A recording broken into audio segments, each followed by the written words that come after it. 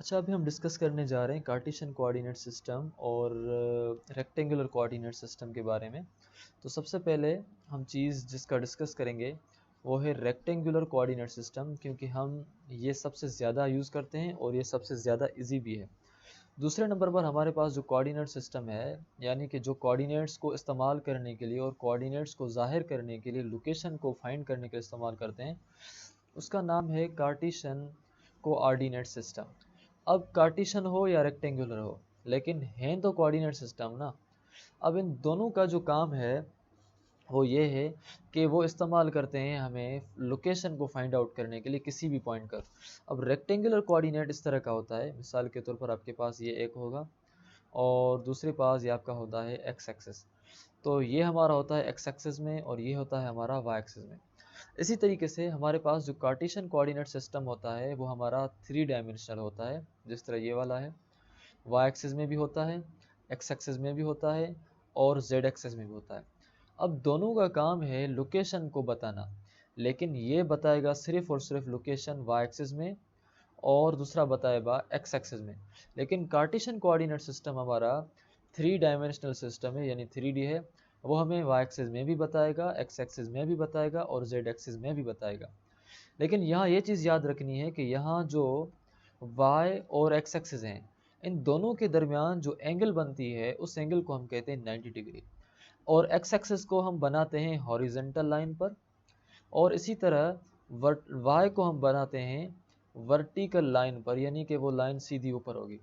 کارٹیشن coordinate system میں x Axis آپ کا ہاریزنٹل پر، وائی ایکسس آپ کا ورٹیکل پر، اور جو زیڈ ایکسس ہوگا وہ ان دونوں کے پرپینڈیکولر میں ہوگا۔ اور اگر ہم تینوں کو دیکھیں، وائی، ایکس اور زیڈ، تینوں آپس میں ایک دوسرے کے پرپینڈیکولر ہیں، مطلب اگر آپ یہاں اینگل دیکھیں تو وہ بھی 90 ڈگری ہوگی، اگر آپ یہاں دیکھیں گے تو وہ بھی 90 ڈگری ہوگی، اگر آپ یہاں دیکھیں گے تو بھی 90 ڈگری ہوگی۔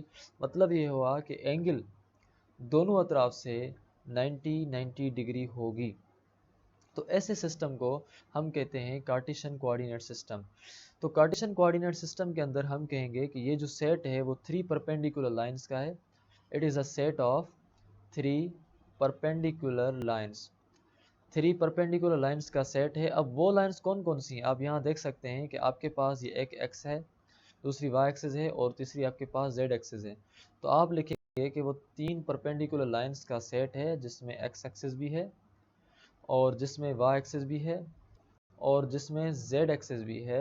تو اس کے اندر 3 ایکسس ہوتی ہیں۔ تو ایک تو آپ کی پوائنٹ یہ ہو گئے۔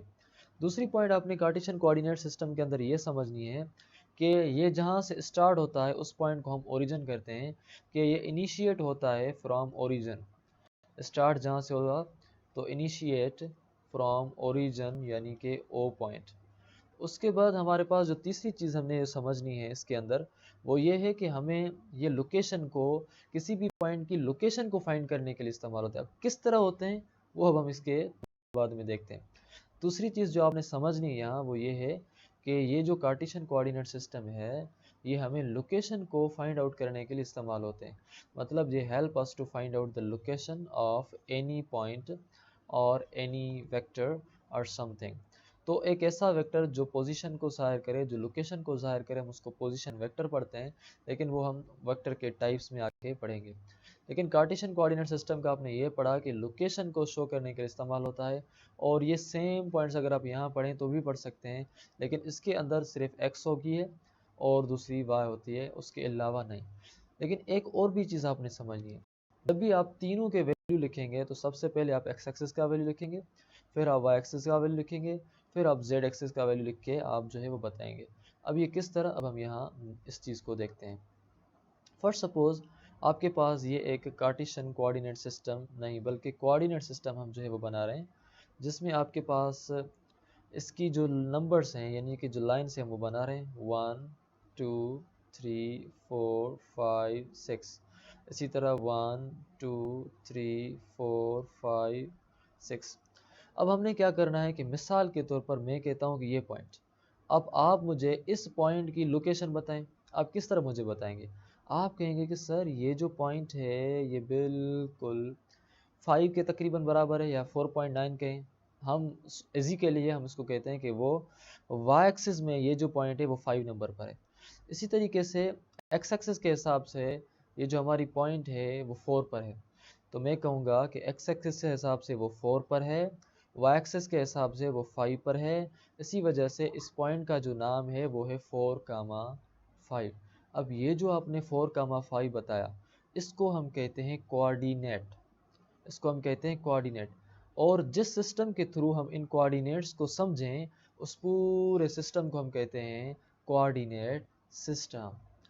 अच्छा, अभी हम चलते हैं एक एक और मिसाल के अंदर भी। फर्ज करें कि एक गाड़ी है, मिसाल के तौर पर हम एक मिसाल लेते हैं यहाँ कि ये जो हॉरिजॉन्टल है ये हमें टाइम शो करता है और वर्टिकल जो है हमें वेलोसिटी शो कर रहा है। एक गाड़ी है जिसकी 1 सेकंड यहाँ 2 सेकंड टाइम हुआ, यहाँ 3 सेकंड टाइम हुआ, यहाँ 4 सेकंड टाइम हुआ, यहाँ 5 सेकंड टाइम हुआ। यहाँ हम डिस्टेंस को शो करते हैं, वेलोसिटी को हम नहीं करते। एस डिस्टेंस को या एस को हम जाहिर करते हैं डी डिस्टेंस के साथ या डिस्प्लेसमेंट के साथ। यहाँ डिस्टेंस हुआ 1 मीटर, यहाँ हुआ 2 मीटर, यहाँ हुआ 3 मीटर, यहाँ हुआ 4 मीटर और यहाँ हुआ 5 मीटर। अब मैं कह रहा हूँ कि मुझे ये बताएं कि एक गाड़ी जो चल रही है 4 मीटर पर सेकंड के ऊपर, यानी कि 4 मीटर ट्रेवल कर रही है वो 4 सेकंड्स में, या 4 मीटर वो ट्रेवल कर रही है 3 सेकंड्स में, तो मैं कहूँगा कि ये जो है आपका 4 है और ये जो है आपके 3 सेकंड है। अब इन दोनों को आप जो है वो मिलाएं तो आपके पास जो पॉइंट मिली, इस पॉइंट का जो नाम होगा वो होगा, पहले हम लिखेंगे एक्स एक्सिस वाला, पहले हम वैल्यू किसका लिखते हैं, एक्स एक्सिस वाले का 3, फिर उसके बाद कामा, फिर आपके पास 4। यानी कि ये जो अभी गाड़ी है जो इस स्पीड से जा रही है वो अभी इस ओरिजिन के हिसाब से 3,4 वाली लोकेशन पर है। अब ये 3,4 वाली लोकेशन जो है, इस 3,4 खुद को हम कोऑर्डिनेट कहेंगे, और ये सिस्टम जिसमें हमने इन कोऑर्डिनेट्स को निकाला, इस सिस्टम को हम कहेंगे कोऑर्डिनेट सिस्टम। और कोऑर्डिनेट सिस्टम में भी इस सिस्टम को हम कहेंगे रेक्टेंगुलर कोऑर्डिनेट सिस्टम। इसी तरीके से अगर हम कार्टेशियन कोऑर्डिनेट सिस्टम की तरफ जाते हैं तो वहाँ हम क्या जाहिर करेंगे, इस तरह आपके पास ये कार्टेशियन कोऑर्डिनेट सिस्टम है, तो उसके अंदर हम इस चीज़ को किस तरह ड्रा करेंगे, अभी हम इस चीज़ को समझते हैं। मिसाल के तौर पर आपके पास ये है, कुछ इस तरह आपके पास एक पॉइंट है, और उसके बाद आपके पास बिल्कुल सीधी यूँ पॉइंट है, और इस तरह आपके पास बिल्कुल यूँ सीधी पॉइंट है। अब ये जो आपका है इसको हम कार्टेशियन कोऑर्डिनेट सिस्टम कहेंगे, क्योंकि यहाँ भी हमारी 90 एंगल डिग्री बन रही है, और यहाँ भी 90 डिग्री बन रही है, और यहाँ भी 90 डिग्री बन रही है। तो जब x के हिसाब से y और z, अब हमने यहाँ एक पॉइंट बना दी, या हम पॉइंट्स के नाम भी दे दें 1, ये 2, ये 3, ये 4, ये 5, ये 6, ये 7। इसी तरह x एक्सिस में 1, 2, 3, 4, 5, 6।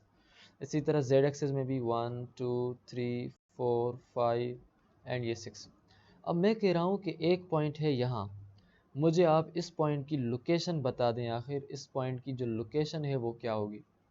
ठीक है जी, अब आप मुझे इस पॉइंट की लोकेशन किस तरह बताएंगे।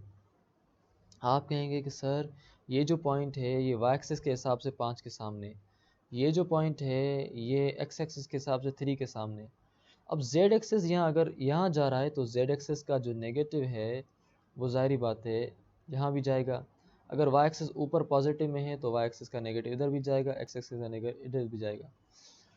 तो वाई एक्सिस जेड एक्सिस का जो है यह -1, ये -2, ये -3, ये -4, ये -5, ये -6, ये -7। तो जेड एक्सिस के हिसाब से हम -6 पॉइंट पर हैं।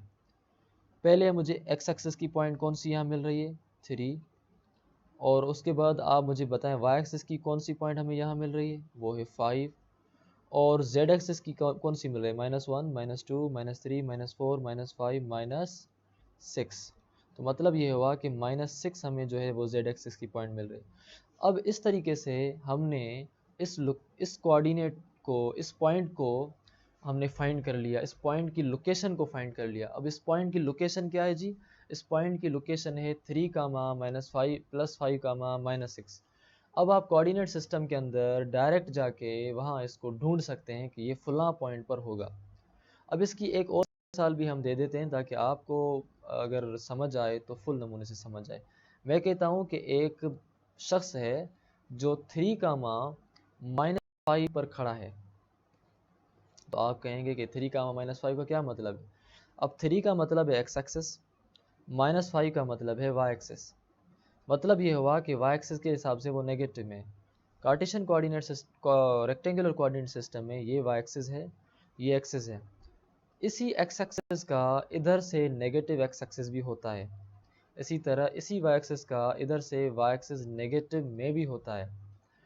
اگر میں یہاں پوائنٹس نکالوں، مثال کے طور پر 1 2 3 4 5 6 7، اسی طرح 1 2 3 4 5 6، اسی طرح 1 2 3 4 5 6، اسی طرح 1 2 3 4 5 6. اب مجھے بتائیں کہ یہ ایکس ایکسس میں کون سی پوائنٹ پر ہے؟ 3 پوائنٹ پر. ہم نے وہاں پہ پوائنٹ ڈرا کرنی ہے کہ ایکس ایکسس کے حساب سے وہ جو بندہ ہے وہ 3 پوائنٹ پر کھڑا ہے. مطلب یہ ہوا کہ ہم نے یہاں 3 پوائنٹ پر وہ نشان لگا دیا تاکہ ہمیں یہ سمجھ آئے کہ وہ واقعی 3 پوائنٹ پر ہے. اس کے بعد وائی ایکسس کے حساب سے وہ کہاں ہے جی؟ وائی ایکسس کے حساب سے وہ آپ کا ہے -5 میں. تو وائی ایکسس کے حساب سے آپ کا -5 ہے یہاں، -1 -2 -3 -4 -5، یہ وائی ڈیش مطلب مائنس. تو آپ کے پاس وائی ایکسس میں مائنس کے حساب سے. اب یہ پوائنٹس جہاں انٹرسیکٹ ہوں گی یہ ہوگی پوائنٹ. اب اس پوائنٹ کا نام ہے 3 کاما -5، مطلب کہ یہ بندہ یہاں کھڑا ہے.